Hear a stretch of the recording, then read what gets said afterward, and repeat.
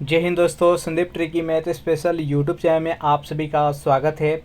Bihar police constable नई भर्ती 2023 जिसमें टोटल पोस्ट है 21,391। इस पोस्ट के लिए टेस्ट सीरीज नंबर 4 देख रहे हैं। इसका पार्ट 1 आया था जिसमें कि 1 से लेकर 50 तक का प्रश्न देख चुके हैं। इसमें 51 से लेकर 100 तक का प्रश्न देखने वाले हैं, तो इस वीडियो को अंत तक देखिएगा। वीडियो स्टार्ट करते हैं और चलते हैं हम प्रश्न की तरफ। 51वां प्रश्न है आपके सामने कि विस्तारित मिशन इंद्रधनुष का संबंध निम्नलिखित में से किससे है। चारों ऑप्शन देख लीजिए और बताइए यहाँ पर 51वां प्रश्न का सही आंसर क्या है। तो जो भी कैंडिडेट यहाँ पर ऑप्शन नंबर डी के साथ जा रहे हैं, घातक बीमारियों की रोकथाम हेतु टीकाकरण, बिल्कुल ही सही जवाब है। नेक्स्ट यहाँ पर 52वां प्रश्न है आपके सामने कि 30 डिग्री और 40 डिग्री के बीच स्थित अस्थायी दाब की पट्टी को क्या नाम दिया जाता है। चारों ऑप्शन देख लीजिए और बताइए यहाँ पर 52वां प्रश्न का सही आंसर क्या है। तो जो भी कैंडिडेट यहाँ पर ऑप्शन नंबर सी के साथ जा रहे हैं, अश्व अक्षांश, बिल्कुल ही सही जवाब है। नेक्स्ट यहाँ पर 53वां प्रश्न है आपके सामने कि जनवरी 2023 में तार के पत्तों की पांडुलिपियों का दुनिया का पहला संग्रहालय कौन से राज्य में बनाया गया। उत्तर प्रदेश, सिक्किम, गुजरात और केरल। बताइए यहाँ पर 53वां प्रश्न का सही आंसर क्या है। तो 53वां प्रश्न का जो भी कैंडिडेट यहाँ पर ऑप्शन नंबर डी के साथ जा रहे हैं, यानी केरल बता रहे हैं, बिल्कुल ही सही जवाब है। नेक्स्ट यहाँ पर 54वां प्रश्न है, निम्नलिखित में से वायुमंडल की किस पेटी को घोड़े के अक्षांश के नाम से जाना जाता है। चारों ऑप्शन देख लीजिए और बताइए यहाँ पर 54वां प्रश्न का सही आंसर क्या है।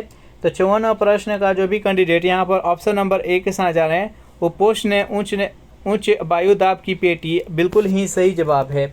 इसका राइट आंसर है ऑप्शन नंबर ए। नेक्स्ट यहाँ पर 55वां प्रश्न है कि समुद्र की गर्म धाराएं, ऑप्शन नंबर ए है, भूमध्य रेखा की ओर जाती है, कर्क रेखा और मकर रेखा के बीच चलती है, ध्रुव की ओर जाती है, उष्णकटिबंधीय की ओर जाती है। बताइए यहाँ पर 55वां प्रश्न का सही आंसर क्या है। तो जो समुद्र की गर्म धाराएं होती है वो ध्रुव की ओर जाती है। जो भी कैंडिडेट यहाँ पर ऑप्शन नंबर सी के साथ जा रहे हैं, बिल्कुल ही सही जवाब है। नेक्स्ट यहाँ पर 56वां प्रश्न है कि विश्व मानव अधिकार दिवस किस तिथि को मनाया जाता है। 10 नवंबर को, 20 नवंबर को, 10 दिसंबर को और 20 दिसंबर को। बताइए यहाँ पर 56वां प्रश्न का सही आंसर क्या है। विश्व मानव अधिकार दिवस किस तिथि को मनाई जाती है। तो 56वां प्रश्न का जो भी कैंडिडेट यहाँ पर ऑप्शन नंबर सी के साथ जा रहे हैं, 10 दिसंबर बता रहे हैं, बिल्कुल ही सही जवाब है। नेक्स्ट यहाँ पर 57वां प्रश्न है कि पोंगल क्या है। फसलों का त्यौहार है, सूर्य के उत्तरायण में जाने का त्यौहार है, चावल और दालों के उत्पादन का त्यौहार है और उपयुक्त में से कोई नहीं। बताइए यहाँ पर 57वां प्रश्न का सही आंसर क्या है। पोंगल क्या है। तो पोंगल एक फसलों का त्यौहार है। जो भी कैंडिडेट यहाँ पर ऑप्शन नंबर ए के साथ जा रहे हैं, बिल्कुल ही सही जवाब है। पोंगल त्यौहार किस राज्य में मनाई जाती है। तो तमिलनाडु में मनाई जाती है। नेक्स्ट यहाँ पर 58वां प्रश्न है कि सूर्य की सबसे अधिक तिरछी किरणें कहाँ पड़ती है। विषुवत रेखा पर, ध्रुव पर, कर्क रेखा पर, आर्कटिक वृत्त पर। बताइए यहाँ पर 58वां प्रश्न का सही आंसर क्या है। तो जो सूर्य के सबसे तिरछी जो किरणें पड़ती है वो ध्रुव पर पड़ती है। जो भी कैंडिडेट यहाँ पर ऑप्शन नंबर बी के साथ जा रहे हैं, बिल्कुल ही सही जवाब है। और सबसे लंबवत किस पर बनती है। तो विषुवत रेखा पर। नेक्स्ट यहाँ पर 59वां प्रश्न है कि उत्तर भारत में चक्रवातीय वर्षा किस मौसम में होती है। गर्मी में, जाड़े में, बरसात में, उपयुक्त में से सभी। बताइए यहाँ पर 59वां प्रश्न का सही आंसर क्या है। 59वां प्रश्न का जो भी कैंडिडेट ऑप्शन नंबर बी के साथ जा रहे हैं, जाड़े बता रहे हैं, बिल्कुल ही सही जवाब है। नेक्स्ट यहाँ पर 60वां प्रश्न है कि अंतर्राष्ट्रीय महिला दिवस 2023 की थीम क्या है। बताइए यहाँ पर 60वां प्रश्न का सही आंसर क्या है। अंतर्राष्ट्रीय महिला दिवस 2023 का थीम क्या है। 60वां प्रश्न का जो भी कैंडिडेट ऑप्शन नंबर सी के साथ जा रहे हैं, एम्ब्रेंस इक्वेलिटी, बिल्कुल ही सही जवाब। इसका राइट आंसर है ऑप्शन नंबर सी। 61वां प्रश्न है कि संप्रभुता का मूल शब्द क्या है। बताइए यहाँ पर 61वां प्रश्न का सही आंसर क्या है। 61वां प्रश्न का जो भी कैंडिडेट ऑप्शन नंबर बी के साथ जा रहे हैं, सुपर एनस, बिल्कुल ही सही जवाब है। इसका राइट आंसर है ऑप्शन नंबर बी। सेशन आप लोग को अच्छा लग रहा है तो वीडियो को लाइक कर दीजिए, अपने दोस्तों के पास शेयर कर दीजिए। जो भी कैंडिडेट अभी तक इस चैनल को सब्सक्राइब नहीं किए होंगे तो चैनल को फटाफट सब्सक्राइब कर लीजिए। नेक्स्ट यहाँ पर 62वां प्रश्न है कि एक सामान्य शुष्क में विद्युत अपघट्य होता है। जस्ता, सल्फ्यूरिक अम्ल, अमोनिया क्लोराइड और मैग्नीज डाइऑक्साइड। बताइए यहाँ पर 62वां प्रश्न का सही आंसर क्या है। तो 62वां प्रश्न का जो भी कैंडिडेट यहाँ पर ऑप्शन नंबर सी के साथ जा रहे हैं, अमोनिया क्लोराइड, बिल्कुल ही सही जवाब। इसका राइट आंसर है ऑप्शन नंबर सी। नेक्स्ट यहाँ पर 63वां प्रश्न है कि प्लास्टर ऑफ पेरिस का सूत्र क्या होता है। जल्दी से बताइए यहाँ पर 63वां प्रश्न का सही आंसर क्या है। प्लास्टर ऑफ पेरिस का सूत्र क्या होता है, तो हो जाता है CaSO4.12H2O। इसका राइट आंसर है ऑप्शन नंबर बी। और प्लास्टर ऑफ पेरिस किससे बनाया जाता है, तो जिप्सम से। जिप्सम का क्या होता है, तो CaSO4.2H2O याद रखिएगा। नेक्स्ट यहाँ पर 64वां प्रश्न है कि वायु एक है, यौगिक है, तत्व है, समांगी मिश्रण है, विद्युत अपघट्य है। बताइए यहाँ पर 64वां प्रश्न का सही आंसर क्या है। तो वायु क्या है, तो वायु एक समांगी मिश्रण है। जो भी कैंडिडेट यहाँ पर ऑप्शन नंबर सी के साथ जा रहे हैं, बिल्कुल ही सही जवाब है। नेक्स्ट यहाँ पर 65वां प्रश्न है कि विरंजक चूर्ण के लिए कौन सा असत्य है। यह जल में अधिक विलय होता है, हल्के पीले रंग का चूर्ण है, ऑक्सीकारक है, तनु अम्ल की प्रतिक्रिया से क्लोरीन निष्कासित करता है। बताइए यहाँ पर 65वां प्रश्न का सही आंसर क्या है। तो जो भी कैंडिडेट यहाँ पर ऑप्शन नंबर बी के साथ हल्के पीले रंग का चूर्ण है, ये है जो कि असत्य है। इसका राइट आंसर है ऑप्शन नंबर बी। जो विरंजक चूर्ण होता है, ये इसका रंग कैसा होता है, तो सफ़ेद होता है, याद रखिएगा। नेक्स्ट यहाँ पर 66वां प्रश्न है कि मधुमक्खी कॉलोनी के सदस्य एक दूसरे को किस प्रकार पहचानते हैं। गंध से, दृष्टि से, नर्त से और स्पर्श से। बताइए यहाँ पर 66वां प्रश्न का सही आंसर क्या है। तो नर्त से पहचानते हैं, यानी नर्तकी जो घूम घूम कर जाते हैं। इसका right answer option number C. 67वां प्रश्न है कि शहद का प्रमुख घटक क्या है। ग्लूकोज, सुक्रोज, माल्टोज और फ्रक्टोज। बताइए यहाँ पर 67वां प्रश्न का सही आंसर क्या है। शहद का प्रमुख घटक क्या है। तो 67वां प्रश्न का जो भी कैंडिडेट यहाँ पर ऑप्शन नंबर डी के साथ जा रहे हैं, फ्रक्टोज बता रहे हैं, बिल्कुल ही सही जवाब है। नेक्स्ट यहाँ पर 68वां प्रश्न है कि वृक्षों से पुराने पत्ते का गिरना दर्शाता है। चारों ऑप्शन देख लीजिए और बताइए यहाँ पर 68वां प्रश्न का सही आंसर क्या है। वृक्षों से पुराने पत्ते का गिरना क्या दर्शाता है। तो 68वां प्रश्न का जो भी कैंडिडेट यहाँ पर ऑप्शन नंबर ए के साथ जा रहे हैं, क्लोरोफिल में मैग्नीशियम की कमी, बिल्कुल ही सही जवाब है। नेक्स्ट यहाँ पर 69वां प्रश्न है कि वर्तमान प्रमाण के अनुसार पृथ्वी पर सर्वप्रथम किस जीव का उद्गम हुआ है। स्थलीय जीव का, जलीय जीव का, उभयचर का, इनमें से कोई नहीं। बताइए यहाँ पर 69वां प्रश्न का सही आंसर क्या है। तो जो भी कैंडिडेट यहाँ पर ऑप्शन नंबर बी के साथ जा रहे हैं, जलीय जीव, बिल्कुल ही सही जवाब है। इसका राइट आंसर है ऑप्शन नंबर बी।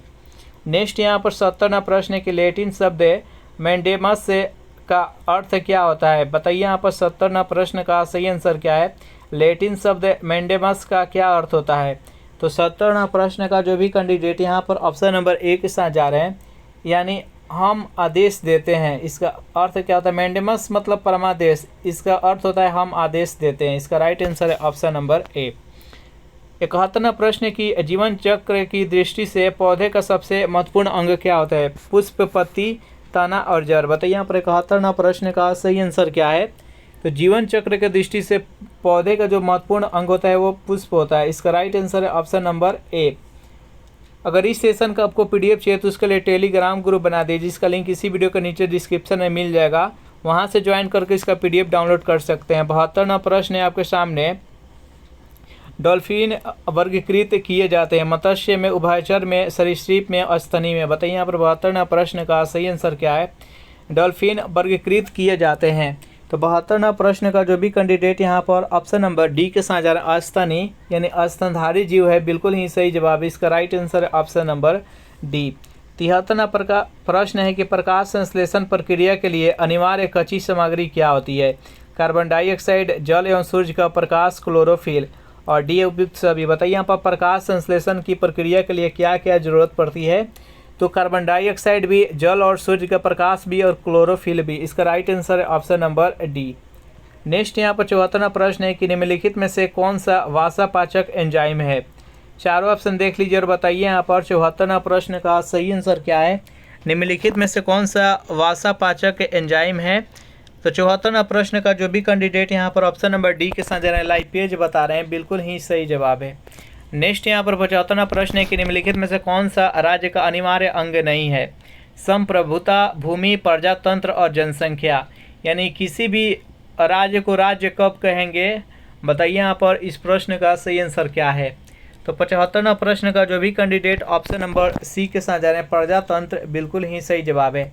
राज्य होने के लिए महत्वपूर्ण अंग है संप्रभुता होना चाहिए, भूमि अपना होना चाहिए और जनसंख्या होना चाहिए। प्रजातंत्र का कोई जरूरत नहीं है। इसका right answer option number C. Next यहाँ पर 76वां प्रश्न है कि प्रसिद्ध पुस्तक स्पिरिट ऑफ लॉज में निम्न में से किस सिद्धांत का प्रतिपादन किया गया है। चारों ऑप्शन देख लीजिए और बताइए यहाँ पर 76वां प्रश्न का सही आंसर क्या है। तो 76वां प्रश्न का जो भी कैंडिडेट यहाँ पर ऑप्शन नंबर ए के साथ जा रहे हैं, शक्ति पृथक्करण का सिद्धांत बिल्कुल ही सही जवाब है। नेक्स्ट यहाँ पर 77वां प्रश्न है कि भारत का प्रधानमंत्री चयनित होते हैं, नियुक्त होते हैं, मनोनीत होते हैं और निर्वाचित होते हैं। बताइए यहाँ पर 77वां प्रश्न का सही आंसर क्या है। तो जो भारत के प्रधानमंत्री होते हैं वो नियुक्त किए जाते हैं। जो भी कैंडिडेट यहाँ पर ऑप्शन नंबर बी के साथ जा रहे हैं, बिल्कुल ही सही जवाब है। नेक्स्ट यहाँ पर 78वां प्रश्न है आपके सामने कि भारत में किस वर्ष लेखांकन को लेखा परीक्षण से पृथक किया गया। चारों ऑप्शन देखिए और बताइए यहाँ पर 78वां प्रश्न का सही आंसर क्या है। तो 78वां प्रश्न का जो भी कैंडिडेट यहाँ पर ऑप्शन नंबर ए के साथ जा रहे हैं, 1976 बता रहे हैं, बिल्कुल ही सही जवाब है। चलिए नेक्स्ट यहाँ पर 79वां प्रश्न है आपके सामने कि अश्रु गैस है।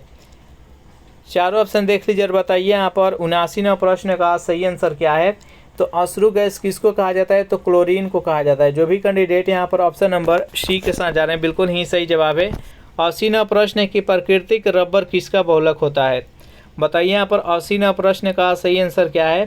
प्राकृतिक रबर किसका बहुलक होता है। तो 80वां प्रश्न का जो भी कैंडिडेट यहाँ पर ऑप्शन नंबर ए के साथ जा रहे हैं, यानी आइसोप्रीन का बिल्कुल ही सही जवाब है। नेक्स्ट यहाँ पर 81वां प्रश्न है, ये मैथ्स का क्वेश्चन है। मैथ्स के लिए हम अलग से वीडियो बनाएंगे, तो वहाँ से मैथ्स का कवरअप हो जाएगा। मैथ्स का जितने भी प्रश्न इस सेट में दिया गया सबके लिए हम अलग से वीडियो बना देंगे।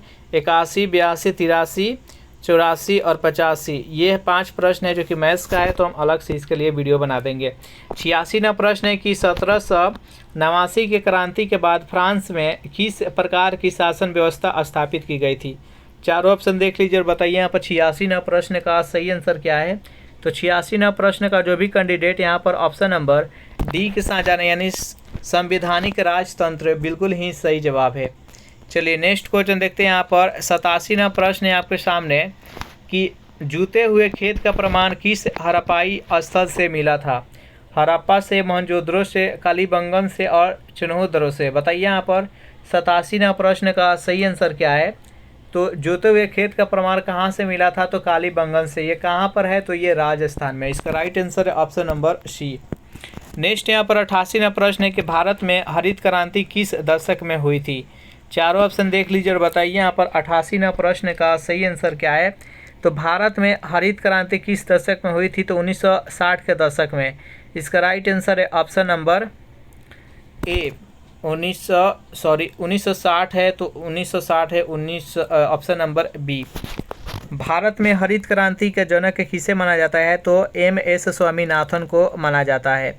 और पूरे विश्व की बात की जाए तो हरित क्रांति के जनक कौन थे। तो नॉर्मन बोरलॉग थे, याद रखिएगा। नेक्स्ट यहाँ पर 89वां प्रश्न है कि भारत में कुल्लू घाटी निम्नलिखित में से किसकी खेती के लिए प्रसिद्ध है। अंगूर, आलू, सेब और स्ट्रॉबेरी। बताइए यहाँ पर 89वां प्रश्न का सही आंसर क्या है। तो 89वां प्रश्न का जो भी कैंडिडेट यहाँ पर ऑप्शन नंबर सी के साथ जा रहे हैं, सेब बता रहे हैं, बिल्कुल ही सही जवाब है। नेक्स्ट यहाँ पर 90वां प्रश्न है कि निम्नलिखित में से वह इस्पात संयंत्र कौन सा है जिसकी स्थापना द्वितीय पंचवर्षीय योजना के दौरान नहीं की गई थी। बोकारो, भिलाई, दुर्गापुर और राउरकेला। बताइए यहाँ पर 90वां प्रश्न का सही आंसर क्या है। तो देखिए यहाँ पर जो बोकारो है ये तृतीय पंचवर्षीय योजना में इसको स्थापना किया गया था 1964 में। याद रखिएगा, तृतीय पंचवर्षीय योजना किसके सहयोग से। तो रूस के सहयोग से। बाकी यहाँ पर जो भिलाई है, दुर्गापुर है और राउरकेला है, ये तीनों का तीनों द्वितीय पंचवर्षीय योजना में स्थापित किया गया था। 30 प्रश्न का राइट आंसर है ऑप्शन नंबर ए। नेक्स्ट यहाँ पर 91वां प्रश्न है आपके सामने, निम्नलिखित में से बिजली का नवीकरणीय संसाधन है पानी, पेट्रोलियम, कोयला और प्राकृतिक गैस। बताइए यहाँ पर 91वां प्रश्न का सही आंसर क्या है। निम्नलिखित में से कौन सा बिजली के लिए नवीकरणीय संसाधन है। तो पानी है। जो भी कैंडिडेट यहाँ पर ऑप्शन नंबर ए के साथ जा रहे हैं, बिल्कुल ही सही जवाब है। नेक्स्ट यहाँ पर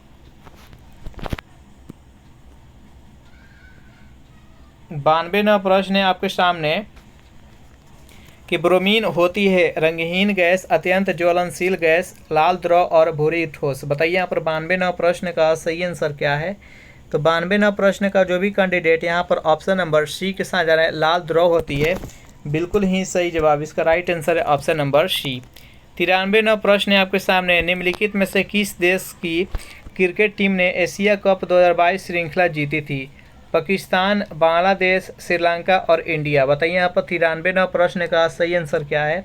तो 93वां प्रश्न का जो भी कैंडिडेट यहाँ पर ऑप्शन नंबर सी के साथ जा रहे हैं, यानी श्रीलंका बता रहे हैं, बिल्कुल ही सही जवाब है। और 21 देश को हराया था, तो पाकिस्तान को हरा कर जीता था।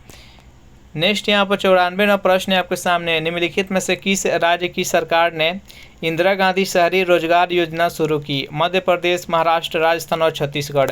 बताइए यहाँ पर 94वां प्रश्न का सही आंसर क्या है। तो 94वां प्रश्न का जो भी कैंडिडेट ऑप्शन नंबर सी के साथ जा रहे हैं, राजस्थान बता रहे हैं, बिल्कुल ही सही जवाब है। 95वां प्रश्न है कि अंतर्राज्यीय न्यायालय के न्यायाधीशों का निर्वाचन कौन करता है। चारों ऑप्शन देखिए और बताइए यहाँ पर 95वां प्रश्न का सही आंसर क्या है। तो 95वां प्रश्न का जो भी कैंडिडेट ऑप्शन नंबर बी के साथ जा रहे हैं, महासभा तथा सुरक्षा परिषद संयुक्त रूप से, बिल्कुल ही सही जवाब है। 96वां प्रश्न है यहाँ पर देखिए, एक्टिव में सेंटेंस दिया गया, इसको पैसिव में कन्वर्ट करना है कि प्लीज़ हेल्प हर। इसको पैसिव में जल्दी से कन्वर्ट कीजिए। बताइए यहाँ पर 96वां प्रश्न का सही आंसर क्या है। तो देखिए इसको पैसिव में कन्वर्ट करेंगे तो you are requested to help her. इसका राइट आंसर हो जाएगा ऑप्शन नंबर सी। नेक्स्ट यहाँ पर 97वां प्रश्न है कि चूज़ द रॉन्गली स्पेलिंग। यहाँ पर स्पेलिंग कौन सा रॉन्ग है आपको चुनना है। बताइए यहाँ पर 97वां प्रश्न का सही आंसर क्या है। तो इसका आंसर हो जाएगा ऑप्शन नंबर डी, एवर्सन। ये है जो कि रॉन्ग स्पेलिंग है। इसका सही स्पेलिंग क्या हो जाएगा। तो AVERSION हो जाएगा। इसका अर्थ होता है अनिश्चा। नेक्स्ट क्वेश्चन देखते हैं यहाँ पर 98वां प्रश्न है आपके सामने। यहाँ पर दिया गया है, आइटम्स दिया गया है कि to a bark of the wrong tree. इसका सही अर्थ बताना है। तो बताइए यहाँ पर 98वां प्रश्न का सही आंसर क्या है।